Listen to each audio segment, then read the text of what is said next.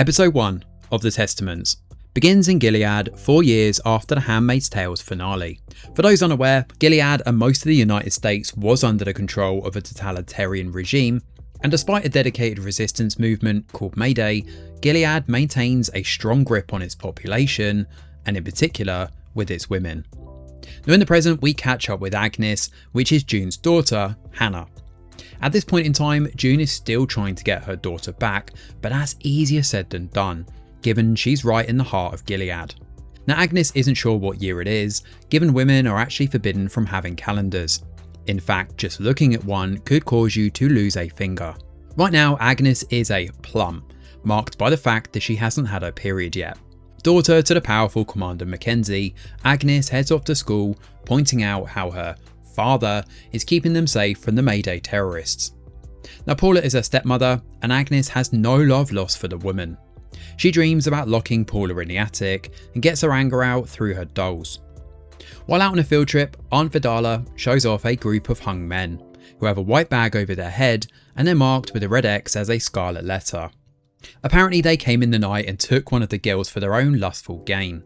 Men that included the girl's own guardians too. Now Agnes realises that as a woman they're far from safe and they can't let their guards down at all. Now Agnes and the other girls rock up at the Aunt Lydia school, where we learn about the different colours and what they represent. Tellingly, there is no red for handmaids. Now pink is for the little girls, plum is for the teenagers that haven't had their periods yet, and then once the girls have come of age and are eligible to marry high commanders, their outfits are changed to green, along with a pin too.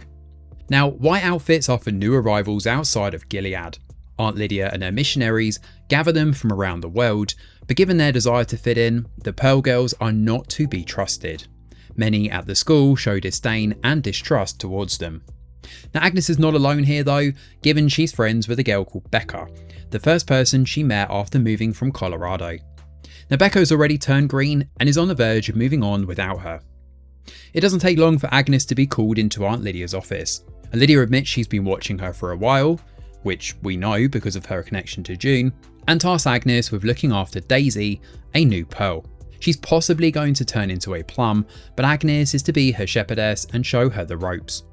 Agnes makes sure she keeps her cards close to her chest, being careful not to reveal too much to the girl. With Aunt Vidala commanding over everyone here, they run a tight ship across school. At lunch the girls try to converse with Daisy, but she sticks to the usual sound bites about God.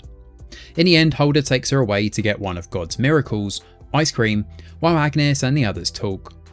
Now Shunammite is shocked that Lydia has left Agnes with this responsibility, and right on the eve of Becca heading off for a dress fitting and marriage too.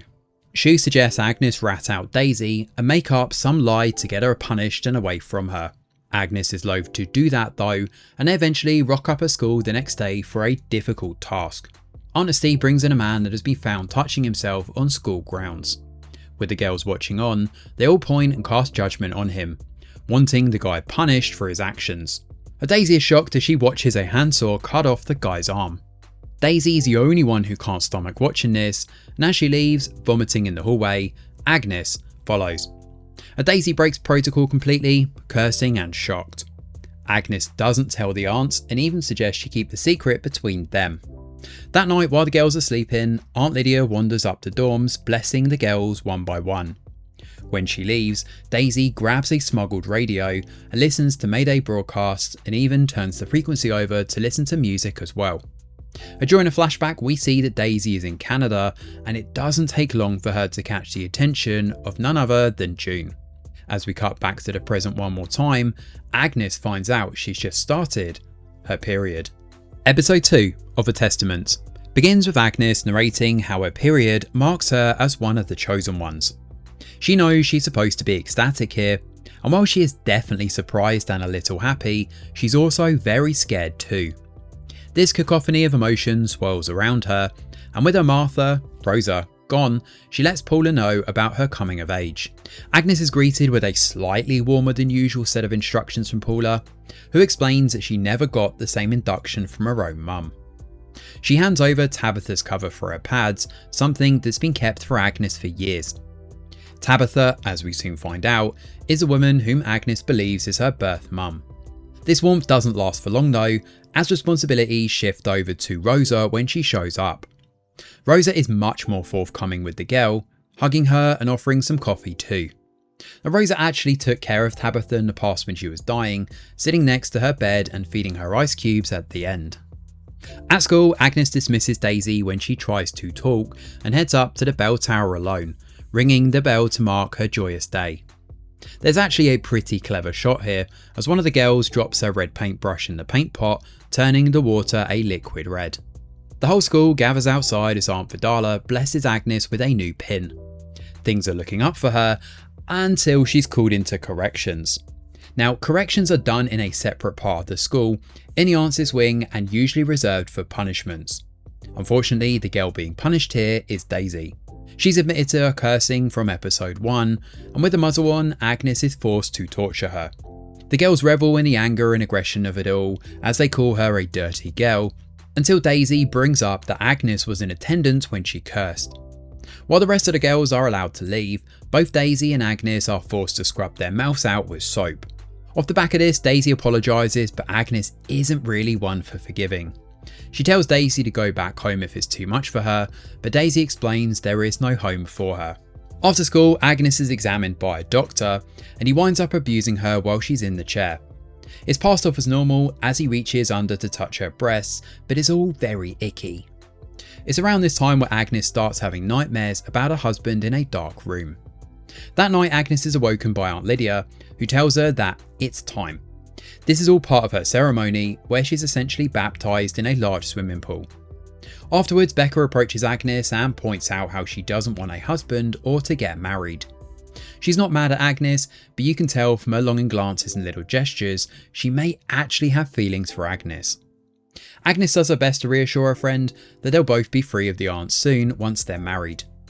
As for Daisy, she ends up scratching a layout of the school in secret, and she avoids detection from the others, hiding in the toilet stalls that night. However, it's clear at this point that she's part of the resistance. Meanwhile, Agnes is taken back home, but on the way she winds up talking to one of the guards outside the commander's house called Garth. They have clear chemistry, but in Gilead this is never going to happen. Inside, Agnes is brought before Commander Mackenzie, where she drops to her knees and brings up how she's become a woman. Episode 3 of The Testaments begins with a shifting perspective to Daisy, understanding how she came to be in Gilead. Back in Toronto, all the students there studied the downfall of Gilead and how quickly things turned once those officials spouting hyperbole regarding gays and women were elected. Back in Canada, Daisy hangs with her boyfriend Justin, smoking weed and directionless at the skate park. She has a pretty chill relationship with her parents Neil and Melanie, but all is about to change. Heading back home late, she finds her parents have been killed. Daisy is there to confirm her parents' identities at the coroner's, and she eventually meets Tim from social services. She apologises to him for being stoned and wants her phone, which the police currently have. When Tim leaves, June sneaks in and intercepts. She explains to Daisy that there's been a change of plans, and she leads a confused girl out of the hospital, telling her she's in danger. Her parents were killed in cold blood by agents of Gilead, of which Tim seems to be part of, and Daisy could be next. June brings up how she's a friend of her parents and has been to their vintage store many times over the years. June takes Daisy to a safe house and explains what's going on here, including how her parents are working with Mayday and have been for a while. The store is just a front. Daisy is pissed that she can't speak to her boyfriend, and eventually she sneaks out in the night to see Justin at his place. After sleeping with him, Justin refuses to run away with her. He wants to wake his parents and talk to them about this whole situation, but Daisy realises at that moment that this part of her life is over, and she needs to run. At a diner, June brings up how Gilead want Daisy back, believing she belongs to them. You see, her parents ran away when she was a baby and got her out. At this point, Neil and Melanie actually adopted her. Mayday have always looked out for Daisy since the very beginning, and June vows she should never let the bastards grind her down. Back in the present, we learn that Aunt Vidala isn't exactly a big fan of the Pearl program. She laments to the other aunts how most of the Pearls end up as nothing but Econo wives and sees the program as a waste of time and effort. Vidala also commands Daisy to go hang with Agnes outside as there's another field trip coming up. According to Vidala, this is a perfect opportunity for the Greens to learn more. On the bus, Daisy recognises Agnes checking out Garth, but she projects, calling Daisy a slut. However, this whole situation takes a crazy turn when cars show up and surround the school bus, forcing them to a stop. The group come under fire and the girls are forced into the nearby shop for cover. When the gunfire ends and the situation is contained, Agnes thanks Daisy for her help. However, Aunt Vidala's arm is broken in the skirmish, while a couple of girls are lightly injured too. Rumour has it the Mayday are the ones who attacked them, and Holder has even more important news here. She reveals that men have body hair. She noticed it when one of the Guardians had his shirt lifted for medical attention. Daisy also chirps up about her time in Toronto and tells the others she's seen this herself because she slept with thousands of men. Her jokes work reasonably well to lighten the tension between them all. A week passes and the girls bounce back quickly, heading off on their rearranged field trip. They're jovial and show up at a girl called Penny's place, led by Aunt Vidala and her broken arm. She's a good little housewife and happily shows the plums around, believes she may be pregnant, and they all have lunch together, except Vidala, who just sits in the hallway waiting. Commander Judd is Penny's husband, and when he arrives he immediately sets his sights on Daisy, the newcomer. Judd questions Daisy's motives and she tells him she has nothing else left, which is why she's here. It seems to work to deflect attention away from her true purpose, but it's certainly a tense moment all the same. Outside the house, we get another startling revelation. Remember Garth? Well, it turns out he's also with Mayday. He brings up that the attack was supposed to be a retrieval mission, but it went horribly wrong. Daisy hands over the map of the school she's made and wants to speak to June, but Garth claims he doesn't know who she is. At this point, Daisy realises she's deep behind enemy lines and seemingly all alone. The third episode is by far the best of the season so far, not just because we see a lot more of June, but also because this episode works to properly characterise Daisy as well. She's very much the daughter that June never had, as evidenced by that argument they both have at the end and at the safe house too. However, it will be interesting to see exactly what happened to Daisy's parents, because right now we're only hearing June's perspective on the matter. It's interesting to see how Gilead now operates without handmaids as well. We saw the doll set in episode 1 missing one doll, which seems to hint that handmaids had been phased out of Gilead completely. I mean, it kind of does make sense, given they did kill a whole bunch of commanders and their wives at the end of The Handmaid's Tale.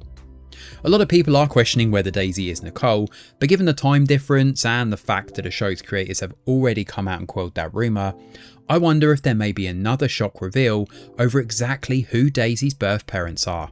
Speaking of the timeline, are we still led to believe that Mayday is this ragtag group for 4 years, despite the rest of the American government being on their side? We definitely need to see more of that connection and what Mayday have been up to for 4 years, including how everything ties together. For now though, The Testaments has been a decent watch, and it'll be interesting to see where this one goes next week. Thanks for watching, and do let us know your thoughts in the comments below. Smash a like or subscribe to the channel, your support is very much appreciated.